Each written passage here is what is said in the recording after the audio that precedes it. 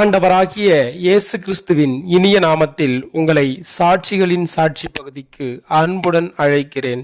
தேவனாலே எல்லாம் கூடும். மத்தேயு 19:26 இன்று நாம் சாட்சிகளின் சாட்சி பகுதியில் பார்க்கவிருப்பது ஆண்ட்ரூ முர்ரே. இது எழுப்புதலின் காலம். உலகமெங்கும் சுவிசேஷ தீ பற்றி எரிந்து கொண்டிருந்தது. கூட்டம் கூட்டமாக மக்கள் கிறிஸ்துவின் ராஜ்யத்தில் இணைந்தனர். சுவிசேஷத்தை அறிவித்தால் மட்டும் போதாது, அச்சுவிசேஷம் மக்களின் வாழ்வில் ஓர் எழுப்புதலை கொண்டு வர வேண்டும்.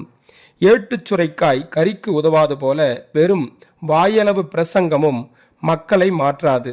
சுவிசேஷம் செயலிலும் காண்பிக்கப்பட வேண்டும்.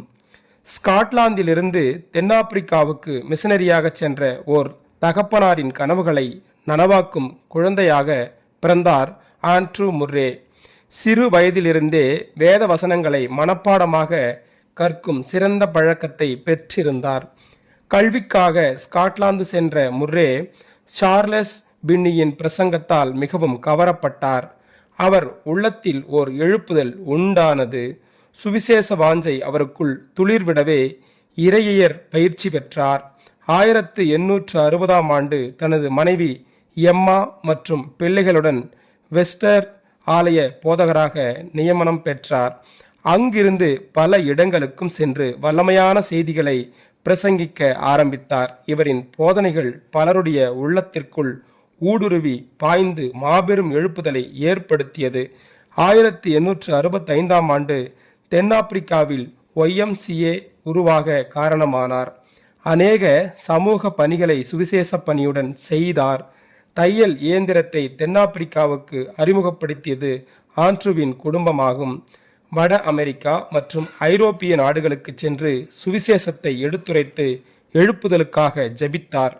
TL மூடியுடன் இணைந்து பிரசங்கித்தார். அநேக ஆவிக்குரிய புத்தகங்கள் மூலம் இவர் செய்த எழுப்புதல் பணி இன்றும் தொடர்கின்றது. மக்கள் உன்னை புறக்கணிக்கலாம், ஆனால் கிறிஸ்து உன்னை அரவணைக்கிறார் என்று ஆண்ட்ரூ முர்ரே கூறியிருக்கிறார். ஆம் சகோதர சகோதரிகளே, நாமும் உலகமெங்கும் எழுப்புதல் தீ பரவ ஆண்ட்ரூ முர்ரேவை போல் ஆண்டவராகிய இயேசு கிறிஸ்துவுடைய சுவிசேஷங்களை எடுத்துரைப்போம். ஜபம். எங்களை இன்றும் என்றும் நேசிக்கிற அன்பு தகப்பனே, அப்பா இயேசுவின் நாமத்திலே அப்பா இந்த செய்தியை கேட்க எங்களுக்கு உதவி செய்திரே ஆண்டவரே. இயேசுவின் நாமத்திலே சோத்திரம் சோத்திரம் சோத்திரம் ஆண்டவரே. அப்பா இன்றைய அப்பா பரிசுத்த அலங்காரத்துடனே கர்த்தரை தொழுது கொள்ளுங்கள் என்று சொன்ன ஆண்டவரே.